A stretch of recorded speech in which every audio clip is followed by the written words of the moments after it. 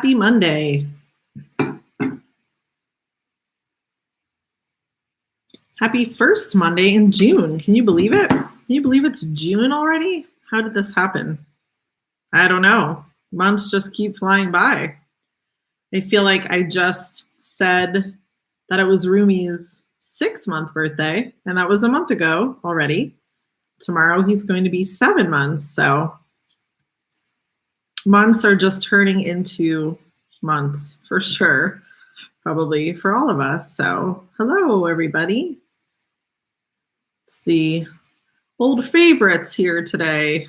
Mayra, Madeline, Jill. I don't know who else is here, but feel free to say hello if you're watching.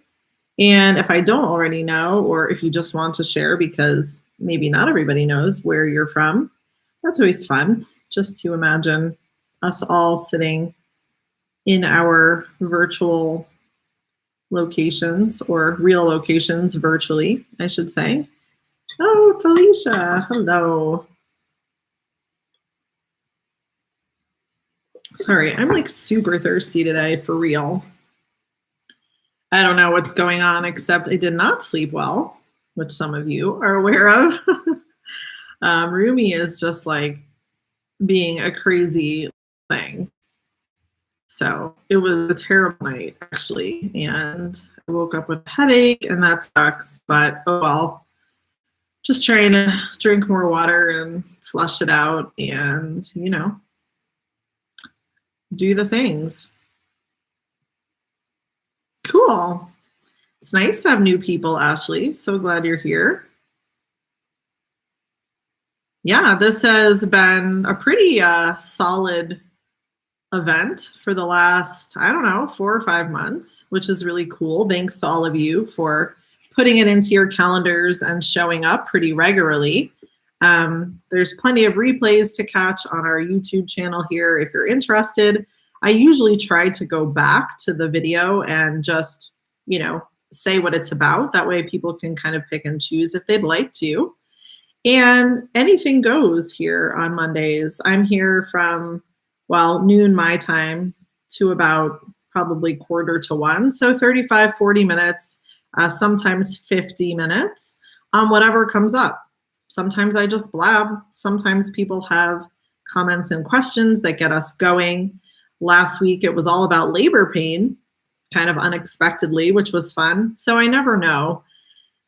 And I sometimes ask. So if you're not on our social, Ashley, that's a great place to be, social.indiebirth.org. It's a free platform. And I do often ask, but I didn't ask this week because, well, I forgot. And also, I figured it would just come naturally. You know, it usually does. So, hi, Dahlia. A brief recap of the weekend is sometimes a piece I put in. And it's not always birth related, but this kind of is. So we're moving, that's happening, lots going on, lots of things, you know, just planning and all of that, packing. We had our first Witchery 101 class this week. Oh, funny timing, Danielle. How did the class go? It was super fun, I thought, you know, in the one presenting it, I thought it was super fun. We had, I don't know, over 20 women from all over the world, really.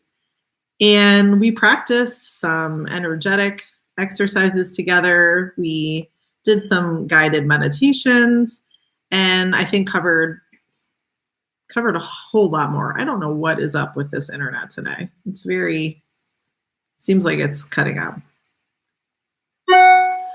Awesome. Thanks, Jill. So Jill was there. I think there were some other people there. And yeah, it was really fun to present something not birth related. I mean, it is, but it's not. And just share something, you know, different. So I'm looking forward to the next 2 weeks of Witchery 101. It's a 3-week thing. There's also an online course that goes with it. So I did have a couple people join, I think yesterday. It's not too late if you're interested. you could still join because everything's being recorded. So you'd still catch 2 of the live classes, and then everything is all neat and tidy in a class platform. So if you are wanting to do it, there's still time. It's indiebirth.org/witchery101. And if not, that's cool too. I'm sure I will repeat it. In fact, I was already thinking that maybe in September, that would be a good time to do the same thing. Just have 3 Saturdays in a row, couple of hours, and everything is already in the class. So just keep watch, I guess, if you're not feeling the time right now, but you maybe want to explore that in the future. I think I'll do it again. So also, I had a really beautiful opportunity to receive a closing ceremony, so a closing of the bone ceremony from my dear friend, Mayra, who's watching right now. Hello, friend. I'm going to share just how beautiful it was to see you, of course, and just hang out with you, but she brought this gift all the way from Los Angeles, this wonderful gift of herself and the knowledge and experience of this ceremony. So this Midwife Monday may take a postpartum dive if that ends up feeling right.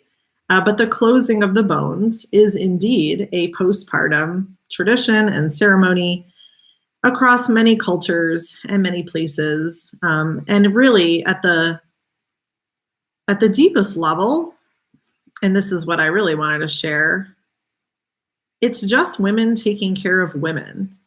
Like, that's what I was struck by. Yes, we need to learn it. We give respect to the people that teach us these things and the traditions that hold this knowledge. And yes, we need tools to do it. And, yes, there can be like ceremony, like spiritual and a sacred, the sacred aspect of this for sure. But at the end of the day, it's just a woman holding space for another woman outside of her pregnancy and her birth. And it almost makes me cry because I think it's so needed. And it's something that very few women, I feel like, especially in this culture, just like Western world, have the opportunity and the privilege to receive from another woman. So I was just honored, and I was really struck by, so I had never had one myself. Like, I've participated for other women. I've, given this gift to other women, but I had never received it in all of my 10 plus births. So, I didn't think I knew all about it, but I knew the flow of it. I knew the way it goes. But what I wasn't prepared for, and this is great, is it was just such a highly physical experience. And I'm imagining that's true for many women, but also that it varies, because I think I had approached it when I've, given that gift as more of a spiritual thing. And it totally can be. It is. There's the closing of the bones in the spiritual sense of like closing the womb, this place where a baby was grown and birthed and we were birthed again, so it's so highly symbolic. But this experience with Mayra offering this just really brought me back to earth. I think that's the best way to say it. So maybe my headache actually is just a part of like that processing. And in a way it's like, this is Western terminology, but like almost detoxing, like that's the feeling that my body has today. And that's not bad. And I don't even know quite what I mean, except that, you're processing on a physical sense and an emotional sense where you are after birth. And so traditionally, and we were talking about this when she was here, traditionally, the ceremony is done maybe many times for a woman in her postpartum. My understanding was more traditionally within the first 40 days. but I'm very much outside of the first 40 days, almost 8 months, as I shared tomorrow. And it was the perfect timing for me. It wouldn't even have had the same meaning and impact had I done it earlier. So it just felt so good. And I really felt so integrated. And here's a funny thing to share. I was really anticipating being more emotional. So when I thought about Mayetta coming, I was like, oh, it's going to be so good. And it's like going to be sad. You know, this is my last baby, or as far as I know, it's my last baby. And we're leaving here, like everything is coming to an end, or so it feels. So I had so many emotions and tears around it before she even got here. And then actually in the space, I didn't feel sad. It just felt right, and it felt grounding, and it felt perfect. And so that's a closing ceremony testimonial from me. Every woman should experience one if they're able, in whatever capacity they want to, hopefully. Yes, Danielle, I agree. Thank you. It's an honor on all sides, you know, it's an honor on all sides. And again, like in giving, I felt the appreciation, you know. I think you definitely feel appreciated by women in that space, for all the reasons, you know, maybe you were their midwife. And so it brings closure to this experience with them. It gives them a chance to speak about their birth experience again in hindsight, which I didn't really feel the need to do, but I've witnessed that. So it allows that space for like more integration. I've held the space for women that have other things come up at that time in their life. You know, it happens to be postpartum, but other things they want to share. So yeah, it was beautiful. So grateful. I so love you, my dear friend. I know I can cry here on YouTube. But mostly it was just a privilege and an honor. And I think, I know that it was so needed at this time, and that this moving transition will be easier than it could have been with that having happened in my body and in my spirit. So grateful. And a total shout out to Mayetta, and also just any of you that feel called to learn that. Again, I'm not saying, you know, there aren't things to be learned. I'm very much still learning. There's so many ways it could look and ways it could go. And there's tradition, and then there's honoring the woman in front of you. And, you know, I guess I could blab on about this for longer than I thought. But I think it's really important that we do honor the postpartum for women, with women more. And coming up with our own ways too, you know, like there is tradition, and then there's just when we're holding space for women, for friends, for clients. I believe we totally have the right to customize as well. So some women may just want more of a spiritual ceremony, you know, and a massage. So let me just explain what this was for those of you that are curious, since I think this is actually a really great topic. Thank you, Mayetta, for doing this, because it was the perfect time to talk about it today. So where do I start? Well, again, I'm not feeling like I'm an expert on it in the sense of, you know, learning and trying different things, but I'll share what was provided to me this past weekend. And so I can talk more about the variations maybe, but usually it kind of begins the ceremony with a really nice massage. So Mayetta made some ginger infused oil, so heated it up on the stove. And remember, and maybe this is new, that the whole concept of the nourishing in the postpartum, whether it's 2 hours postpartum or, 6 weeks or whatever, is really this idea that we want to nourish and keep things warm and replenish the heat that was lost in birth and postpartum. That's traditionally considered, and I'm talking tradition like Chinese, Mexican, Ayurvedic. Those are just a couple of the cultures that I could name that have these beliefs around birth, that we lose a lot of heat during the birth process and we enter the postpartum kind of airy, like we're open. And think how perfect that analogy is, right? Because we're spiritually open, we're emotionally open, we're physically open, and then we're needing to close. Our bones are open. Like the concept of it being an open, airy condition, I think really resonates with me. So in our postpartum, again, whether it's early or late, whether it's food or physical activity, we tend to naturally gravitate towards things that are warm and cozy and, tight. All of these things are really valuable in the postpartum. So that's kind of the first piece, especially if you're educating women or helping educate them on a plan for the postpartum. There's the first 40 days, which is a great book. Most people know about that. There's so many other ones. And again, just focusing in on the needs of a woman postpartum and how she can be supported in this way. So something as simple as food, right?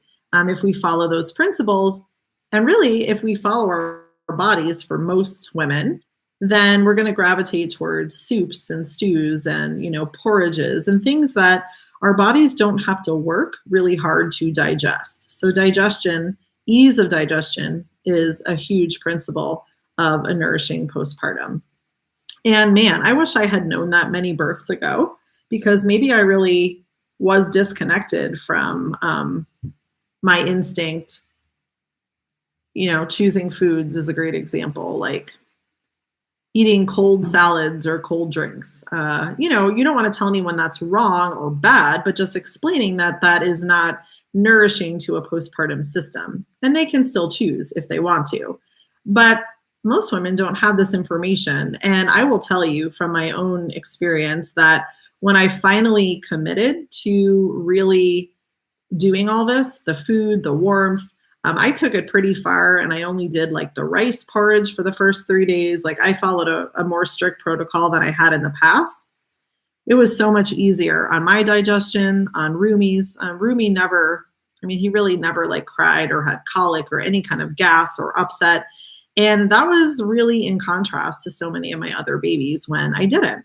So I guess that's a huge plug just for learning about this traditional way and taking it in and seeing if it resonates. I've totally had the discussion with other people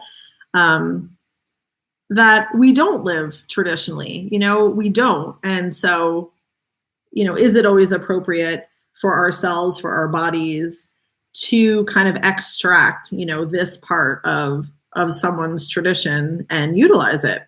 And I think it's really just a personal call. Do what feels good.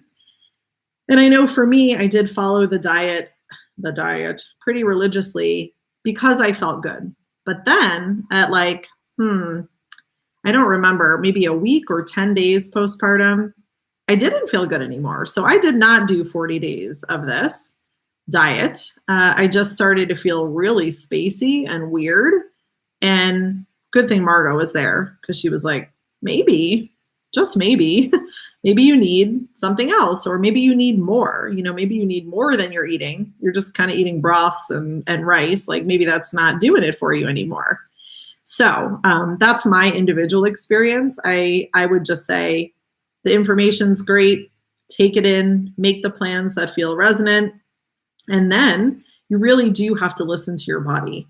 I think that goes without saying, but yet I was very surprised, because in my head, I was committed, to a longer term for whatever reason, just this first 40 days concept. I really thought I would do that, but I did not do that with the food. I continued to do the other things, warm oil massages, bathing, not showering, wearing socks, always wearing a hat, keeping warm in all the other ways, and just really listen to my body. So it's great, but you also have to follow your own curve and what you need.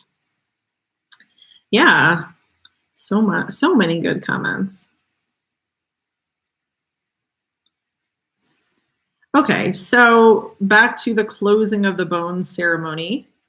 I learned the little bit I know from Mayra, and also the Mexican midwife, Naoli Vinever. She has an online class, right? For lack of a better word. She has like monthly online classes. And so she offers that as one of her teachings. So, minimal. It's not like I've spent much time in a traditional context. I haven't gone down to Mexico and spent time with a Mexican midwife. But again, so many of the concepts are mirrored through so many people's, and I think are just largely instinctual as well if we check in, if we check in with ourselves. Yay, hello. So yes, so it starts with a warm oil massage, which, man, give me that any day of the week, postpartum or not, right? And then, if I'm not mistaken, it usually moves into a bath. I chose not to do that. I don't have a bathtub in my room. I kind of took a quick shower just to get the oil off. And then, if I'm also not incorrect, in some versions, then there's also like a steam kind of thing, which looks pretty intense, and I've not experienced myself. So being like in a sort of closed space with heat coming off, a bath and a sauna, essentially, right? Kind of like sweating off.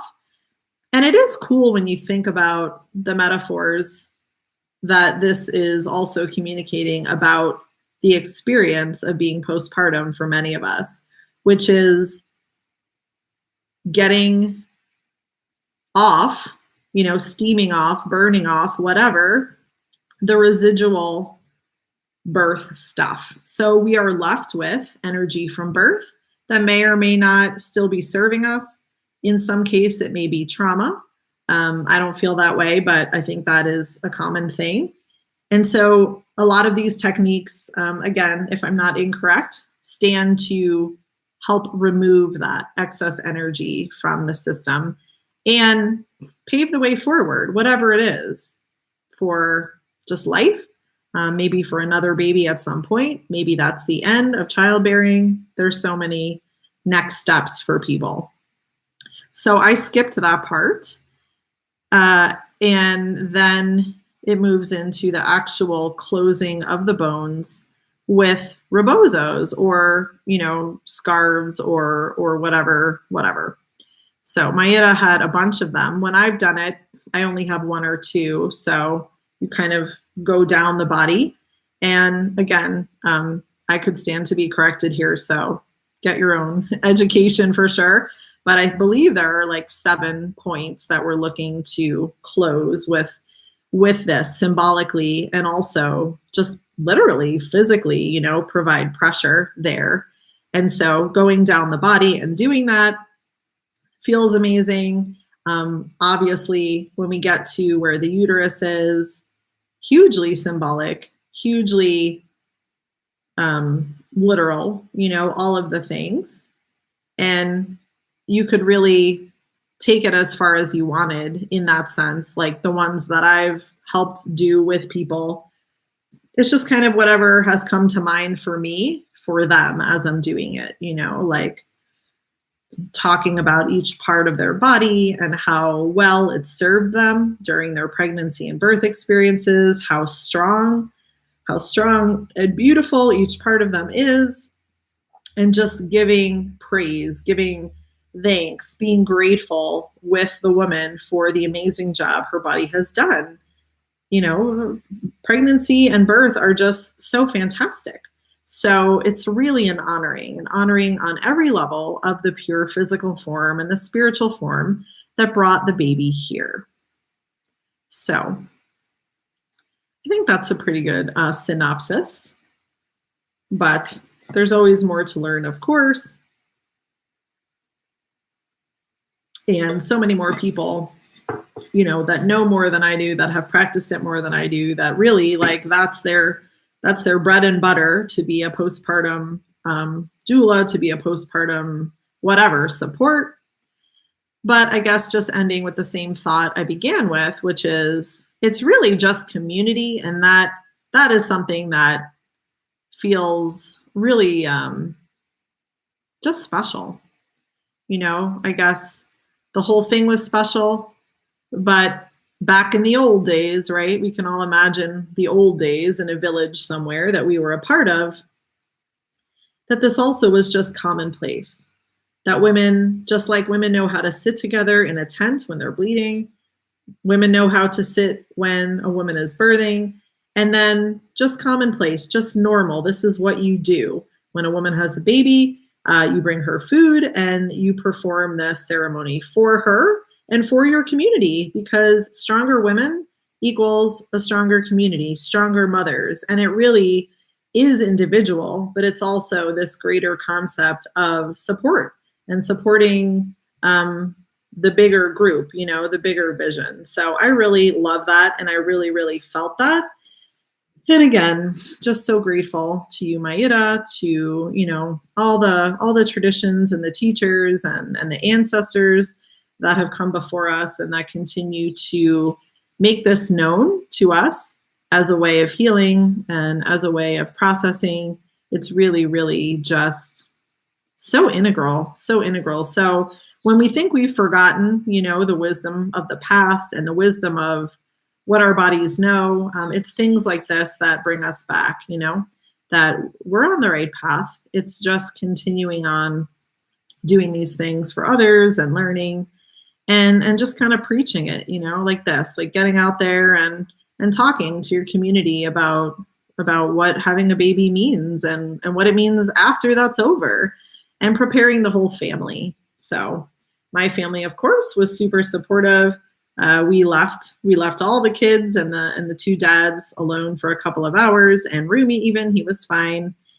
And really just had this time together. So may it be so for everyone. And that's that. All right. Any questions around any of this or postpartum? It seems like a good track for today. If not, I failed to pull a card initially. I could totally do that if we want.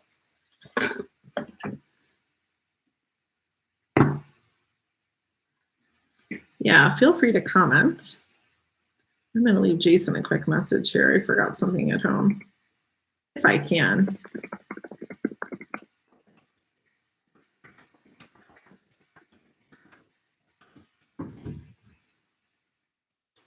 Okay, well, feel free to type anything that comes to mind. There's lots of great comments here already. I know there's kind of a delay, but if there's any other topics in the postpartum, that would make this a more concise recording today, since I try and label them. Yeah, I mean, talking about it being my last birth, I don't know if I'm quite ready to do that unless I just want to like blubber away here on camera, which might happen at some point. Jill and I have had some email exchanges about having your last baby, and I feel totally supported in whatever way it goes, sort of in general. And by other women who, we all get to this place if we're childbearing, like we all get to the end at some point, whether it's one baby or whatever, whether it's 10. So that's not lost on me. And I feel very grateful for that. I don't know. It's like, I'm not ready to talk about it yet or something, because it kind of makes me want to cry, which I totally could do. But I want to process it more, and maybe a podcast would be a better place for that, because it's very complex. And I don't necessarily think, my situation is more complex than anyone else's, but I've certainly been this way many times and have said several times that I was done having babies. So it's like, I need to get honest with myself first and see where I'm really at. But on a practical level, it seems like very possible that that is all, we're moving, and just life, I think, is going to start taking some new and fun directions. And I've never regretted, of course, like having my babies along for all of the birth work I've done. But I won't lie, I'm also looking forward to having more freedom in that regard. So, yeah, I don't have more to say at the moment, but it is, thank you, Jill. And thanks for holding space for me. It is a bittersweet time for sure. And yeah, so many possibilities there, though. And ultimately, I would say we just don't entirely know. I mean, at a certain point, yes, we know because our bodies are done for sure, right? Doing that. I don't quite think that's where my body is at, but I don't know exactly what the timeline is there. So thanks for listening. Hi, Hannah.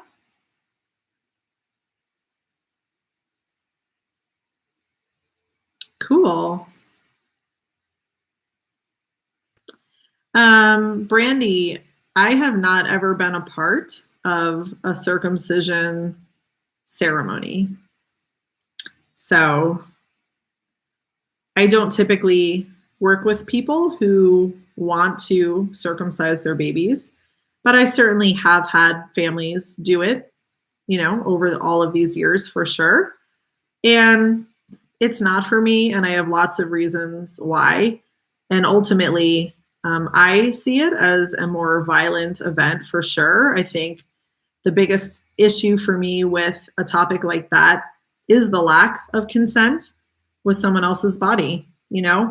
But religious reasons and all kinds of things that make this something people want to do ultimately is not my business. So I don't think I'd participate in a ceremony, though, to be honest. So I haven't ever seen one, but there may or may not be people out there, I would imagine, that have done that in a thoughtful way, if that's possible.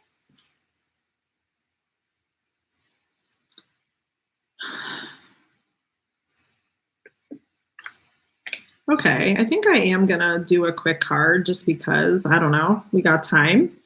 And I'm kind of like feeling like that was the bulk of the conversation. Thank you. Gotta love these peacock feathers, right? So pretty. Ah, Felicia. Yeah, it's possible. I have definitely had whatever you want to say, visions or maybe contact from another baby, but I'm just not in a place right now to take that super seriously. And honestly, my body is not even in that place. Like, I haven't gotten any sort of cycle back. Roomy nurses like an absolute crazy baby. So I don't even know when that might happen. But yeah, I guess I don't want to write it off as completely insane or ridiculous. I'm open to whatever needs to happen in a sense. But again, it's sort of a bigger discussion, I think, for all the reasons. And truly, this last pregnancy, it wasn't hard, but it wasn't easy. And I really just have doubts of my own self in a way. Like, oh my gosh, I don't know if I could do that again. My favorite books postpartum. I can never remember the one that I used for this last postpartum with it's a recipe book. And I can't even remember her name, which is terrible. But I do know her website, which is shakticare.com, I think. Shakticare.com. It's a cookbook called like Mama something. I don't remember. But lots of great Ayurvedic recipes in there. Thank you, Stacy. I'm terrible with names. But Amaya, I'm not sure how you say it, but it's a wonderful book. She has a really great site. She has great information. Mama's Menu. Thank you so much. Yeah, I really enjoyed that. And I actually still have it in my bag over there for some reason. That was really valuable. Yes, I like the first 40 days. I don't know that I have any other favorite books at the moment. Sorry, Jill, I'm kind of blinking, but I think that's a good start. Yeah, 11 is also a pretty cool number. I won't lie, but I've had way more than 10 pregnancies, so I'm well past that point anyway, numbers wise.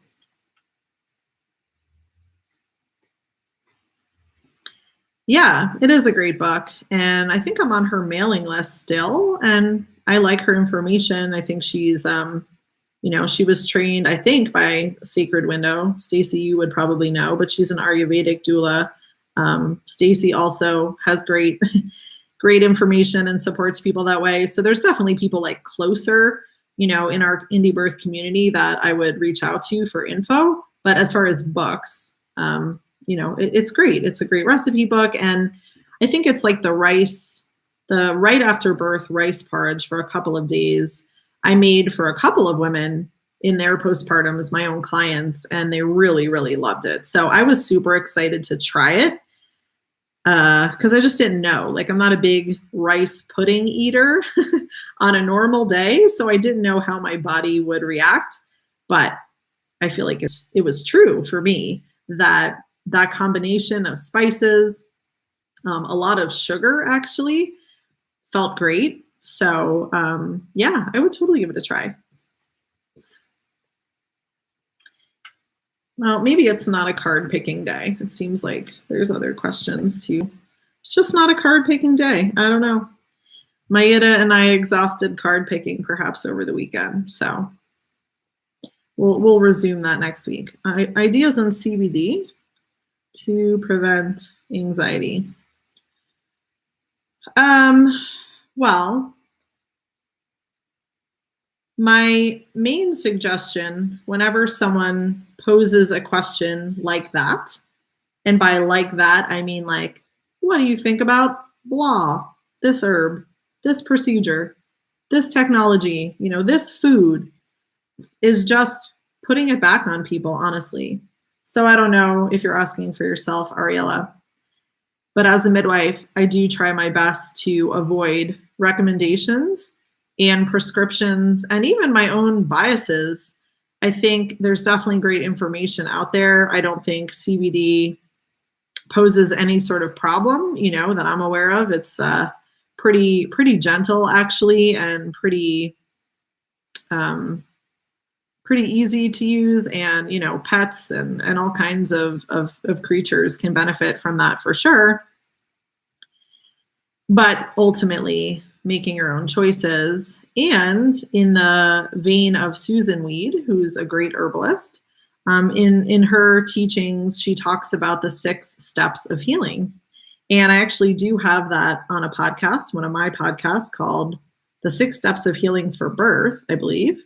It's on iTunes or wherever else, the Taking Back Birth podcast. So I go through the 6 steps of healing for birth using her model. And so that might be of interest to you because there's a lot to think about when we make a choice. And, some people are like, what's the big deal? It's just CBD, or it's just whatever, broccoli. Like, what's the big deal? Just do it if you want.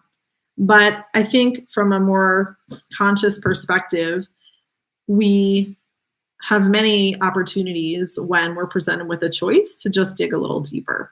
So because you brought up anxiety, whether it's pregnancy, postpartum, or just general, to me, that's the real topic. So I don't know that I have time to go into that today, but I definitely love doing virtual appointments with people. So I do virtual prenatals or just virtual mentoring. You don't have to be pregnant. It can be about anything.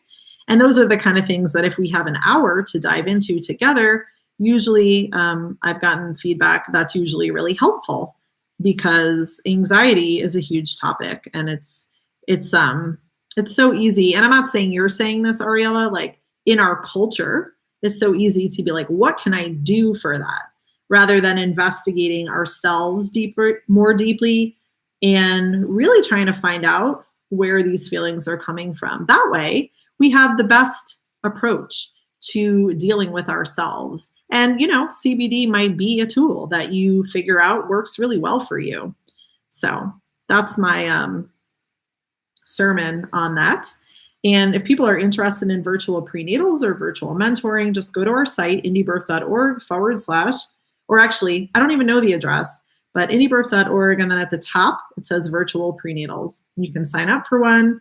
And like I said, you don't need to be pregnant. So it's really for anyone that wants to spend that hour on themselves and have support and kind of a mirror as reflection.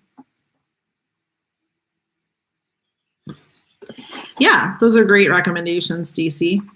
I too enjoy shatavari and ashwagandha every day. That's one of the, or two of the postpartum herbs that for me feel really amazing. They always have ever since I was enlightened as to their benefits by an Ayurvedic practitioner. I really, really enjoy them and they feel really good on and in my body. So definitely something to check out. Flower essences for sure. And yeah, again, just like investigation, getting your feet on the earth is like really my number one recommendation for almost everything. And just let your anxiety, let those crazy thoughts go back in to where they came from, you know, to Mother Earth, who will gratefully receive them. And that can change people overnight, honestly, you know. It's so simple and really so powerful. Yeah, postpartum support is a huge topic. And I feel like this has been a very basic rendition of that. I think there are many more discussions that could be had around how that actually happens. How are we actually supported? What happens when we don't have the sisters around? You know, I don't have Mayetta in my backyard very often, and maybe not for a while ever again. So what happens when we don't have these people that understand how can we be supported? And I think that's one of the most challenging parts of this childbearing year, honestly. You know, for many of us, I mean, if we've had pregnancies and births, yeah, it takes work and all of that. But the postpartum is the place where we can put the most intention and the most work and need the most. So, you know, I won't lie, in all of my birth experiences personally, that's always been the place that I anticipate in not the most positive way. Because, yeah, it's just so much going on in you with a baby, so much going on. And you don't really know what will come up for you. You know, like I had mastitis a bunch of times when Rumi was little. Didn't plan for that. Totally sucked. I was super grateful for some friends that, you know, had some herbs around that I needed and were willing to bring food, but I hadn't planned for that. So it definitely is a discussion, Hannah.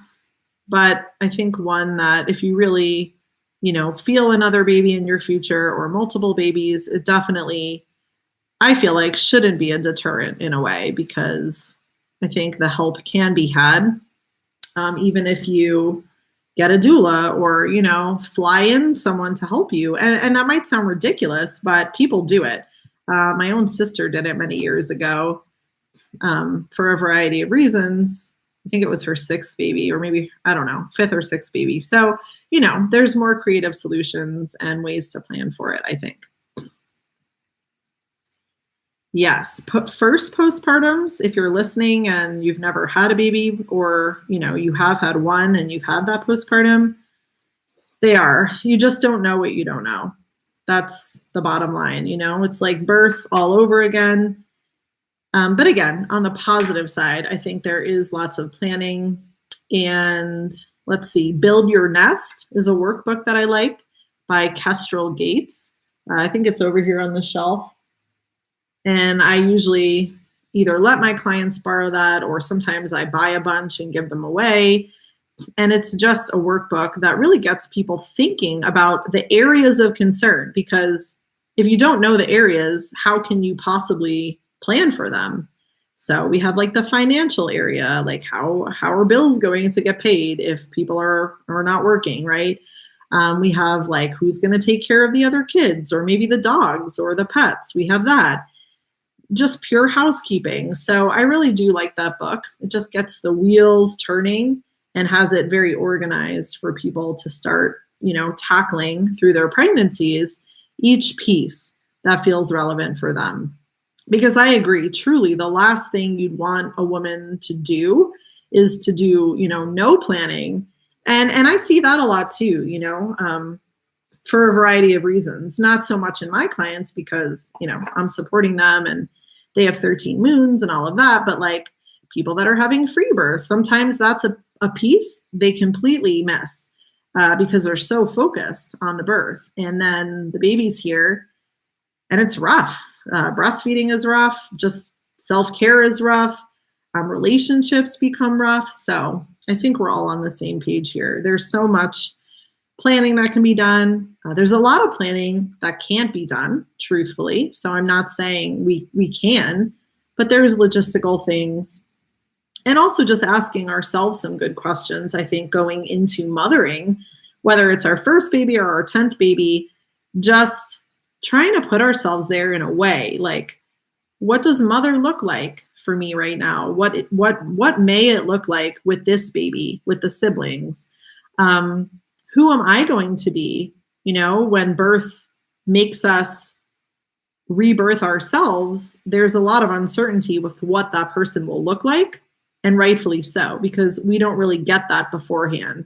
So maybe it's just a leaving open, like leaving that door open going into the postpartum for the unknown of like, I have no idea who I will be. I have no idea how this birth will change me. I have no idea yet the lessons that are being brought to all of these experiences for me to learn from. I have no idea what my baby is going to have to say about any of it. They have their own soul path. They have their own wisdom. So what will be brought to the table? We do not know. And I think that's beautiful and scary and all of the things. Yeah, Jill, I agree. And in working with a lot of women that kind of, experience what you've experienced, which is the first is really challenging for all the reasons. And then going into the second, it's really amazing. Like just the way they handle it and the lessons and the wisdom they have learned to put into the planning and the next experience. And usually when people do that, when they just learn from their own wisdom and have support, they're usually just so much better off. And usually, like the second, as opposed to the first, is so much more of a positive experience. So each time, I think it can build on itself. Every time I've had a baby, the 7th time, the 8th time, the 9th time, whatever, I have wanted to do better for myself. So, not that there's anyone else I need to please in that regard, but just what can I do better this time? There's always something. There's always a lesson that we've learned. And that's the beautiful part of the whole experience. All right, folks, I think that wraps up our Midwife Monday for today. Turns out it was all about the postpartum. Hope you, I guess we all needed to hear that or talk about it, really, not hear it. We all needed to offer our 2 cents and our own experiences and just holding this greater vision for more women having the kind of support that we know is really helpful. And yeah, sure, I wish it was so predictable. Maybe I made it sound too predictable, but generally, right, there's always the generalizations, but each postpartum is unique. Every baby is unique. Every birth is unique. So how could each postpartum experience not be different? And we just do the best we can. But for sure, if we've had the experience of it being difficult in whatever way, then that can give us what we need to really be of service to women because we've been there. We know how hard it is to have mastitis, right? We know how hard it is to not have family support or whatever it is. And that's what keeps the world going. So keep doing what you're doing And I'll see you here next week. I have a couple more Midwife Mondays before I take a summer break. I'll let everyone know exactly what those dates are, but I will for sure see you here next week. All right, everybody, have a beautiful rest of your day. Bye.